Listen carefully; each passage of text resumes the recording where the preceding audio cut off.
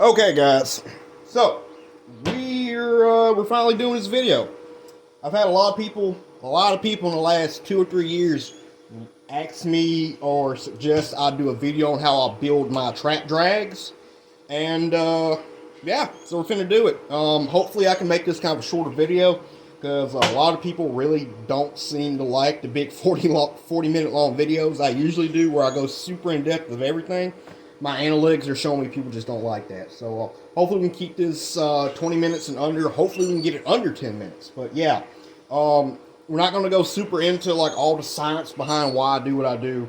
I'm just going to try and kind of tell you in short order what I do. So a little history behind these trap drags is I have a bad back. I have a bad lower back, which isn't super great for driving in stakes, okay? I don't trap a ton. I don't catch a ton, but when I do, I kind of like enjoying myself and not be in pain, you know? So, yeah, I always was interested in the drag principle. I always liked the principle of drag. So, the deal is, though, the first time I used a really mediocre drag that was supposed to be really good, the little, them 3/8 Fox grapples, and everybody's like, oh, yeah, man, it worked great. Yeah, first time I used one of those, I caught a coon, and instead of going 2 feet to the left and get tangled up like they were supposed to, he went he went a lot farther than that. So from that day I was like, hey, I can either drive stakes and hurt my back, or I can try and make something that works a little better. So, do my little fabrication work. I dibbled and dabbled, piddled around enough, and I've figured out a way to make a pretty solid drag device, not spend a lot of money. So yeah, this is one of the ones I make for coyotes. I personally have not been able to really test these on coyotes, but I've sold these to people and they really like them. So I'm not able to push them out enough. I'm just not set up to make a bunch of these at a time. But when I can, I do sell them every now and then. But, again, pretty sure there's a lot of people out there who don't want to pay what I charge for these, and they just want to make them themselves. And these are pretty cheap. So, I'm going to show you how I cut them, how I weld them, what I use. So yeah, I'm going to move the camera over a little more, and we're going to kind of go into the ins and outs of my drag. Okay, so, before we start cutting material, let's just talk about some things I've learned about making a drag work good. What makes them kind of work better. One thing I've learned, this is probably one of the biggest things I've learned, is you do not want your cross member here that your prongs hook up to. One, you want it centered. You want it as centered as possible. And two, you do not want this longer or wider, however you want to look at it, than your main bar. You just don't want that. With a lot of experimenting and things I've seen, if this is shorter or of like the same length or too short compared to this, you're going to get a dog walk. Your drag is going to want to dog walk a lot. Okay. However, if it's longer, you can make them too long, I guess. Just measurement here. My spreader bar is 8 inches and my main bar is 10.5. It doesn't take too much, but that little extra bit just makes it work so much better. And I can't really explain why that is. The closest thing I can say is kind of like a fish hook. I mean, I guess it's leverage. I don't know. But you want your shank here, you want your shank longer than this. Just point blank, that's how it works. For a plow drag, again, we want this thing to try and hook and plow in dirt. We don't really care about if when he gets into the brush, because he gets into the brush with this, he ain't going nowhere. He gets anywhere that a grapple hook will hook to, oh, he ain't going nowhere with this. I can guarantee you that. This will work where a grapple hook will, plus in places it won't, but a grapple hook will not work where this thing will. That's just how it works. Okay. So another thing I see a lot of people mess up with is they make their prongs just too dang short. I see people make prongs like 3 inches.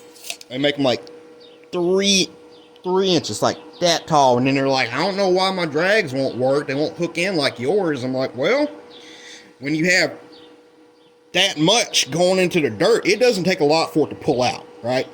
So just about all my drag prongs are 5.5 to 6 inches. Just how I make them, from where I weld them back here all the way up, 5.5 to 6 inches, with at least 4.5 inches for them to actually go into the dirt with. Okay, and that works a lot better. Another thing is, I see a lot of people, and I've had this comment told to me a lot when people look at my drags. They say a drag should be only 2 pieces of rebar. I double my rebar because it adds weight. Okay, I've learned I can still have a compact drag. As you see, this drag isn't super big. It really isn't.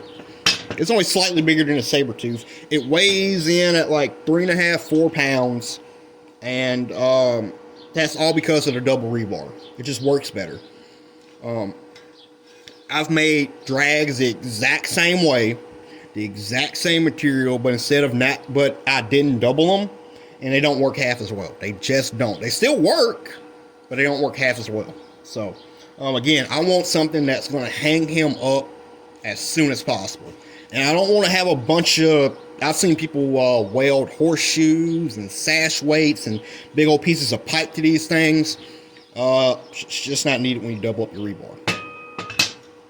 Another thing I see people mess up with is they ping their prongs outwards. They bend their prongs outwards. As you see, all my prongs on all my drags, even my me copying JC Connor's drag, obviously all my prongs are bent inwards. And that, what I found by bending your prongs inwards, is it makes them hook a lot easier. It makes it almost corkscrew, like where you can drag this through a pasture or the ground or whatever, and as you're dragging, you're seeing this prong is trying to go in deeper. I can't explain it. I don't know what that is. I call it the fish hook effect, because I noticed almost all fish hooks that work really well are made like that. None of them are pointed outward. None of them. They're all pointed inwards toward the shank. So I learned that too. Another thing is the pitch of your prongs. Some people just point them out way too high. Some of them be almost 45 degrees. It's something I found depending on your ground. Ideally, I like mine about 30. I like it kind of, I like as soon as that drag gets kind of level like this, that drag point is like a needle going into the ground. That's what I like. So, I don't like a super high pitch thing, because then it'll start to bounce across the ground instead of digging. It's a very, it's almost an art to that. So, yeah. But yeah, also, you see, I don't put deflection bars on all my stuff, and that's just personal preference. But yeah, that's about most of the drag wisdom I got. Oh, one more thing is, a lot of people don't sharpen your points properly. I see a lot of people who complain about drags not working, and what they do is they'll get something like these nails, which I used for a long time. Okay, before I went to this, my prongs are made of 3/8 either cold or hot roll, but I use these for a long time. But people just take these, cut them off, and just run with that point, and they'll complain that their drags don't work as good as like the saber tooths or my drags or somebody else's drags. They don't work. Well, it's because, well, look at that. That's not very conducive to going into the ground, right? I like to think about my drag points again like a fish hook point, or a needle trying to go into your skin. Imagining having a mini version of this with somebody trying to poke it in your skin. It's going to take a lot more force compared to something that's been sharpened and tapered. Actually, a better example. It'd be like one of these that's been sharpened and tapered like this. I can tell you right now, without much work, this will go through my hand, like without a lot of work. Compared to with this, you'd have to beat on it with a hammer. So, sharpening your points is a big thing. I'm going to show you how I properly sharpen my points, and you actually have to kind of think about the ground you're going to be using these in to sharpen your points. If you're going to be in a lot of leaf litter or stuff that can clog up, you either have to taper your points really nice, or you got to make them a little punty, because something like this could get clogged up kind of easy. So yeah. So yeah, we're finna get down here, finna cut the metal, and I'm finna show you, you know, how I weld and bend and stuff. So let's get to that.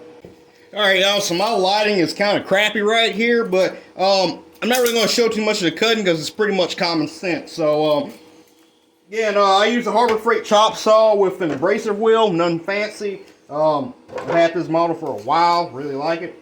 So generally how I do this is when I'm about to make a batch of them, I'll cut nothing but shanks, you know, out of one piece. So nothing but 10.5-inch pieces. Then I'll cut nothing but spreader pieces. So nothing but 8-inch pieces, and then nothing but prongs. You know, I'll do that instead of cutting, you know, just enough to make one.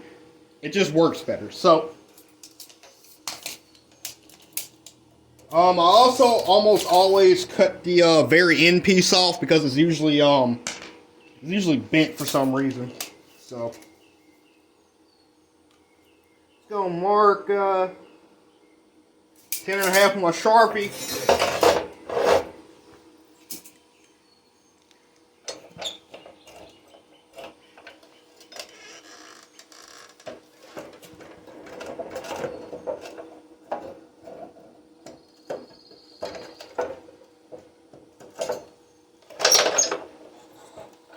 Clamp down.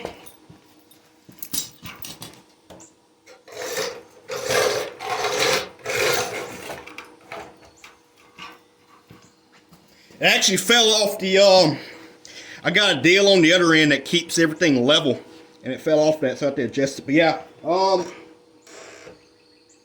ahead, clamp it down. I usually leave my line, so when I mark it, say I'm going to mark it right there, I'll put that line. I put my saw blade on this side of the line, and I'll leave my line. That helps me cut more evenly. So yeah, got that.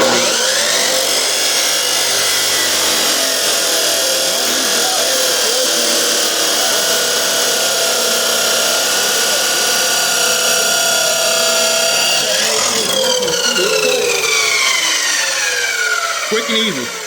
So I'm going to need 2 of these, 2 8s, and then two 6-inch 3/8s for my prong. So I'm going to cut all that out, and we're going to be on the welding bench. Alright guys, so we got all of our metal cut, and as you see, I got 4 sets of each, and that's enough for 2 drags, 2 really nice drags we're going to make. Now, after I cut, something I like to do before I start welding, which just makes the welding process easier, is you see there's these burrs on the end here, on just about all of these. What I like to do is I take my angle grinder. With this project, I almost always use a flap disc.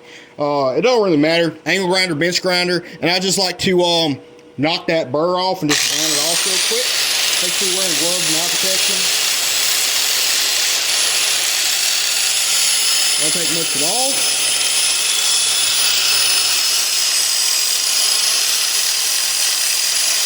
And I'll just go through here, and I'll just do this to every piece I do.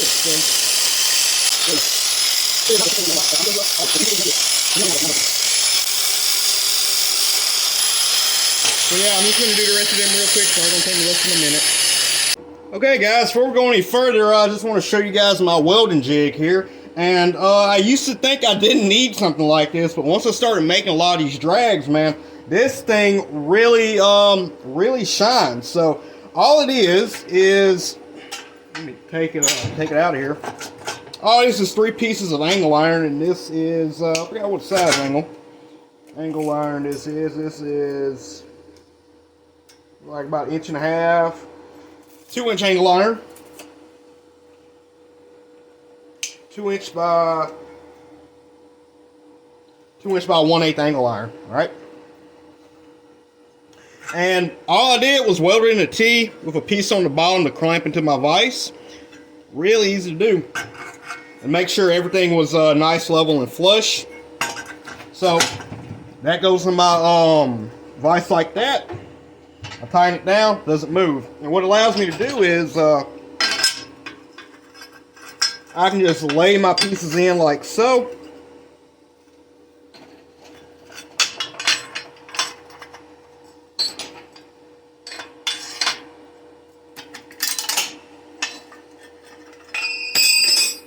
Oops. But as you see, it just makes it easier, life easier. I can lay my pieces in like this, butt everything up the way I want it, do my welds, take it out, and it's a lot easier than what I used to do. Because what I used to do is I used to just try and lay these on the flattest thing I could find, tack weld them, and I was holding them with one hand, and it was just a pain. So if you're going to be making some drags, I highly recommend you making one of these. It's really easy to make. Mine's, again, it's 2" angle irons, 10 inches long. Well, yeah, this piece right here is 10 inches. This piece right here is 14 3/4. And it's just my little bitty one, so makes life real easy. So now we're actually going to start welding. Okay, guys, one more thing before we start welding. I know I just said one more thing a minute ago, but one thing I like to do, and why I really like this double rebar, is it really helps me get my bar centered, which helps with the drag working properly. So what I do to make sure it's centered, especially with this double rebar, is I'll take my spreader pieces, my cross member pieces, the two short ones, and I'll just take my tape. They're both 8 inches long, and I'll find half of 8, half of whatever this metal is. You know, if I made 110, it'll be 5. If I made 112, it'll be 6. But in our case, it's 8. So I'll just come to 4 inches. I'll put a good Sharpie mark. Ideally, you want to use soapstone, but I keep forgetting to get more soapstone. So we're going to use a Sharpie mark here. That's going to be our reference point. So when we put everything together, we're going to know this is center, and we can just center it up. So we're actually about to get welding now. But I'll do that to all of my pieces, and we'll weld. Okay, so my camera actually ran out of space before I finished. But we're just going to redo that. No problem. So as I was saying, I'll weld my drags up a little differently than most people will. I like to do, again, my stuff in steps. So I'll weld my shanks first, my shanks together, and then I'll weld my my cross member together, and then I'll weld those two together once I get them all done. So I'm not just, you know, doing a bunch of, you know, extra welding. I'm doing one thing, and I'm done. So one thing about 5/8 rebar, I recommend you guys, if you can, pick your own pieces, because for some reason I get a lot of 5/8 rebar that is not completely straight. As you see, these two pieces are kind of bent out. I don't know why that is. So if I can, I will usually end up picking my own pieces. But when I bought this stick, I really couldn't. So yeah. One other thing I like to do, just it makes life easier on me, is each piece of rebar, when you buy it, it has this rib on the side. I like to butt the two ribs of each two pieces together, and that gives me a good place for my weld material to go, and it just looks better if I'm selling these. So I'm just going to use our jig here, butt one piece all the way up against that. Okay, make sure I got my, my ribs butting. Yeah, these are a little warped out. That's no big deal. Then I'll just use my ground clamp to clamp things down. Not the 100% proper way to do it, but it works. Okay. And as far as rod, I just use 6011 for the most part. I have a small machine. It's only an 88 machine, so 6011 really digs in. It really penetrates. It does a really good job for me. Also, it restarts super easy. So I will say my welding is going to kind of suck because I'm used to being the other side of the camera, but I'm working this way, so this is going to be a little tricky for me. So y'all don't be too critical of me. So I usually weld either at each end, either the back end or the front end, and I'll do the middle, and I'll do that on both sides. So again, we're doing 6011. Bend my rod a little bit here. Just some 6011, 3/32 diameter, 80 amps. So.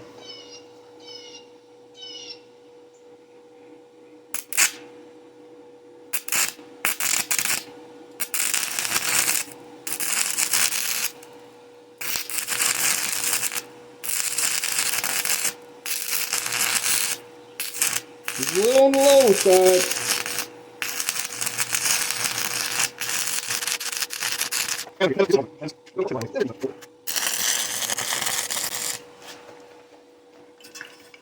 You don't have to weld this entire thing up and down.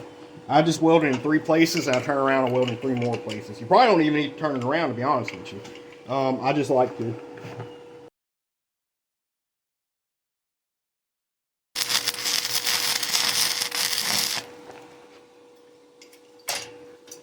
Alright, that's a shank, and then we just do the same thing with the cross member. And then once they cool down, we mark it like I showed you. So I'm gonna do that off camera, then we're gonna come back and we're actually gonna weld everything together. Okay guys, so we got all of our pieces welded together. And something I want to point out, if you got a piece that's, see how that's like an 1/8 off, that's no big deal. Just make sure you have one side of it completely flush like this. And that's the side you're going to butt up against the with your other piece. These pieces like this, put them on the outside, and we can just that's what you would weld either your prongs or your chain attachment to. So got our pieces welded up, and let me see if I can find that mark I made. You see, like I told y'all, with that Sharpie mark at the 4. I'm going to show y'all why this makes life really easy. So I'm going to put my spreader piece right there. As you see, I got my shank here, and this doubling makes it real easy to weld center because you just put it, sorry, hot. You just put your center mark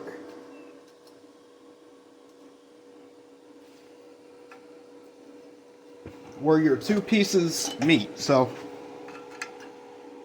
we got our 2 pieces that meet right here, and then we got our center mark right between them. So makes life real easy. So now all I do is clamp it,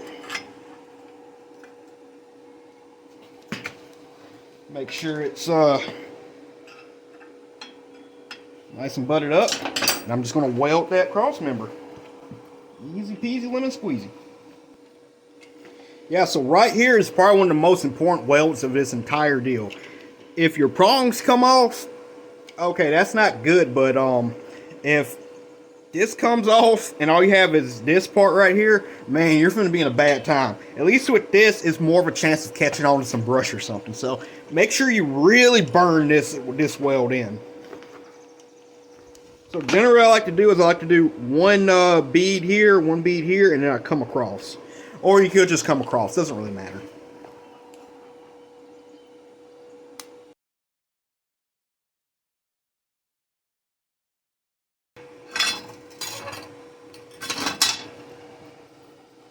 Okay, now that we got that done, I want to go ahead and weld my prongs on. And I actually weld my prongs straight.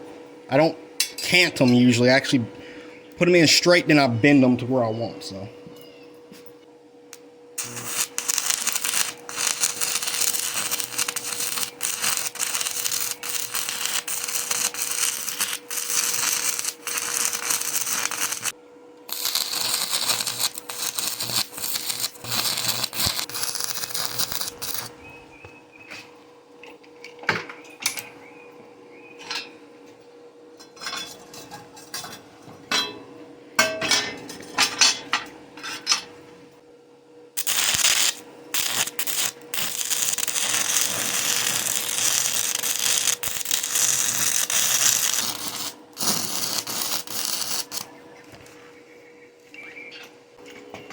And for our final piece, for our chain attachment, I like to use a lock washer. I know some people like using trap chains or whatever. I like a lock washer. It just works easier for me.